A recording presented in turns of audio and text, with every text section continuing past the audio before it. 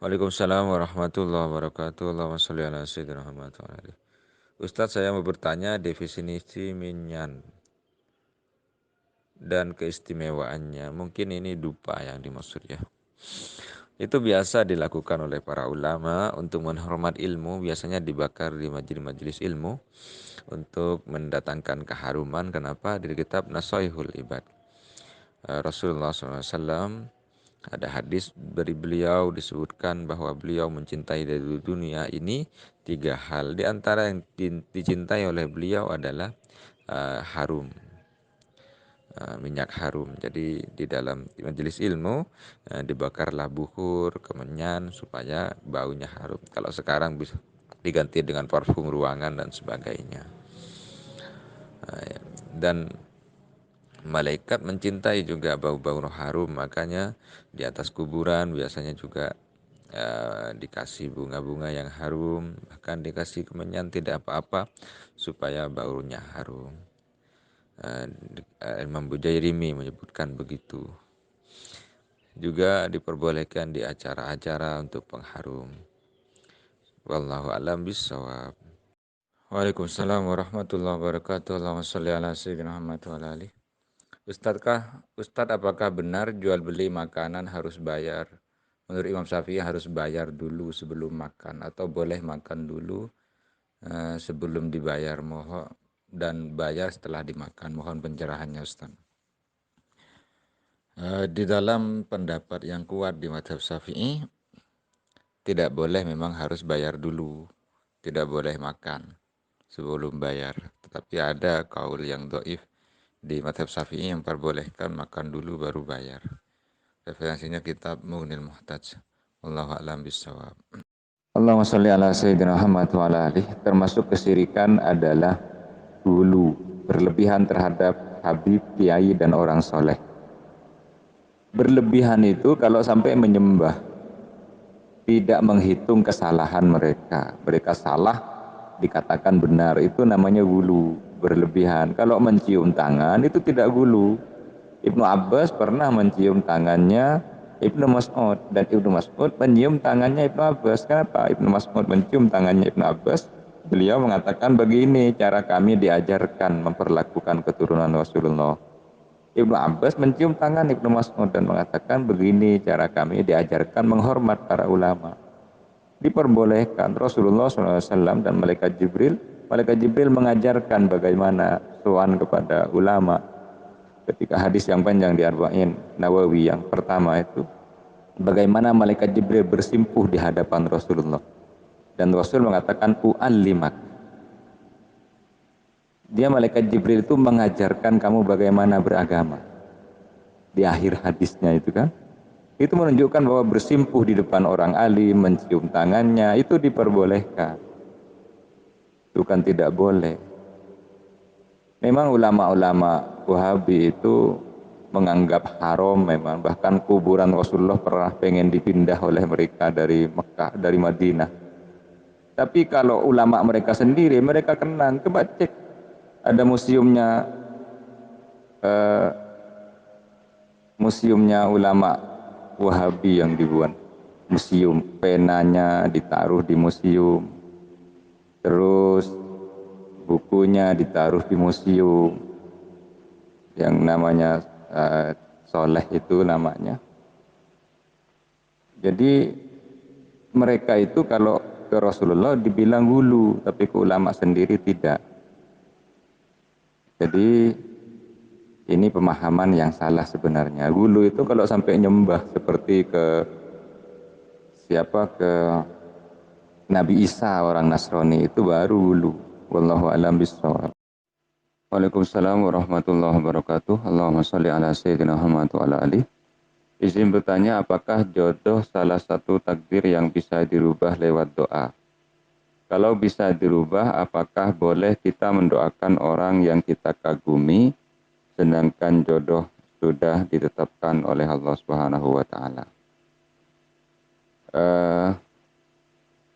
Berdoa minta jodoh seseorang itu kalau bertanya boleh, ya boleh, tidak apa-apa. Tetapi melanggar tata krama atau adab dalam berdoa. Berdoa itu tidak boleh di dalam hati kita merasa menjadi Tuhannya Tuhan. Maksudnya tidak boleh di dalam diri kita ada rasa mengatur Tuhan, mengatur Allah Subhanahu wa taala. Berdoalah minta jodoh yang terbaik. Jadikan dia jodoh saya, kalau tidak gantikan dengan yang lebih baik. Begitu adab berdoa kepada Allah Subhanahu wa taala. Adab berdoa adalah Anda meminta dan memasrahkan segala sesuatunya kepada Allah. Jangan berdoa, ya Allah, saya semoga punya jodoh si A. Kalau enggak si A, jangan kasih jodoh. Itu namanya mengancam Allah Subhanahu wa taala, dan ini menyalahi di dalam aturan berdoa.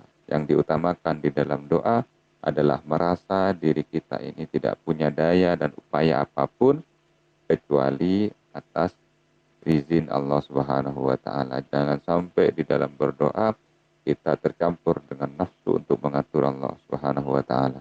Wallahu a'lam bishawab. Waalaikumsalam warahmatullahi wabarakatuh. Allahumma shalli ala sayyidina Muhammad wa ala alihi. Ustadz mau tanya, saya disuruh ikut suamiku ke rumahnya dan menetap di sana, sedangkan ibuku tidak mengizinkan dan tidak berkata, meskipun aku sakit, jangan pernah ke sini lagi dan aku tidak ridho jika kamu ikut suamimu. Dia melarang aku begitu karena suamiku keras kepala kepadaku dan tidak betah di rumah. Dia selalu main ke rumah tetangga dan dikhawatirkan ibuku kalau itu. Gimana Ustadz? Ini dua masalah sebenarnya. Suami yang keras kepala ini harus ditangani dengan cara yang berbeda. Silakan cari orang-orang yang didengarkan perkataannya oleh suaminya untuk memberikan nasihat-nasihat. Yang kedua, Anda jangan lupa mendoakan suami. Tidak ada doa yang ditolak oleh Allah, apalagi doanya yang orang yang didolimi. Seseorang istri, kalau Anda masih merasa sanggup, maka silahkan ikut suami. Di zamannya Rasulullah SAW ada seorang yang orang tuanya hampir meninggal. Oleh suaminya dia dilarang untuk keluar rumah. Suaminya berangkat perjalanan. Dia dijemput 3 kali sampai orang tuanya meninggal dan dia tidak datang ke rumahnya karena ikut perintah suaminya. Maka oleh Rasulullah SAW dikabarkan bahwa dosa orang tuanya diampuni berkat perempuan ini taat kepada suaminya. Kalau Anda masih sanggup, silahkan Anda bertahan. Kalau memang tidak sanggup, silahkan cari jalur, datangkan orang yang adil. Kalau masih tidak sanggup lagi karena akhlak yang sangat bejat dari suami, silakan Anda mengajukan tuntutan cerai, dan pilihan terakhir ini adalah pilihan yang sangat tidak disuka di dalam Islam. Wallahu a'lam bishawab. Waalaikumsalam warahmatullahi wabarakatuh. Allahumma shalli ala sayyidina Muhammad wa ala alihi. Izin bertanya Ustadz, apa maksudnya lafaz Allahumma aghnini bifadlika amman siwaka wa bikhairika an haramika? Maksudnya semoga Allah Subhanahu wa taala mencukupkan kita dengan hal dari keutamaannya Allah, dari yang lain Allah. Maksudnya Allah mencukupkan kita mengharap kepada Allah Subhanahu wa taala, tidak mengharap kepada yang lain.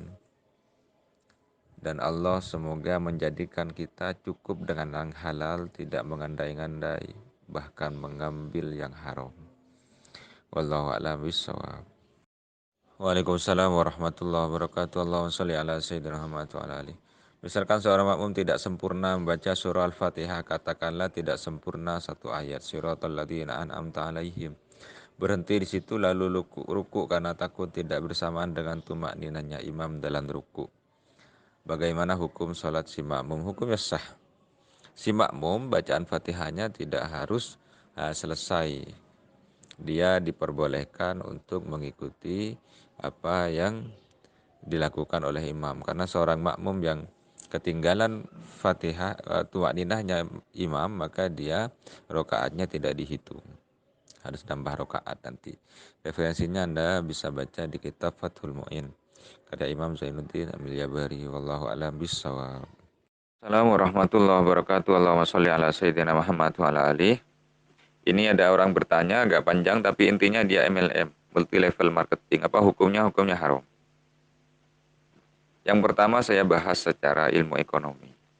Di dalam ilmu ekonomi diterangkan bahwa MLM itu hanya memperkaya 6% dari anggotanya. Jadi sangat sedikit sekali. Jadi Anda kalau tergiur dengan ini, coba dipikir ulang. Yang pertama. Yang kedua, di dalam Islam konsep LM ini sangat tidak baik. Wala taqulu amwalakum bainakum bil batil. Jangan makan harta di antara kalian dengan cara yang batil. Ini kan menjual barang. Setiap orang mencari orang di bawahnya. Ketika di bawahnya berhasil menjual barang, di atasnya dapat keuntungan. Keuntungan dari bisnis orang lain itu keuntungan apa? Jelas itu keuntungan memakan keuntungan orang lain. Sehingga hukumnya adalah haram. Wallahu a'lam bishawab.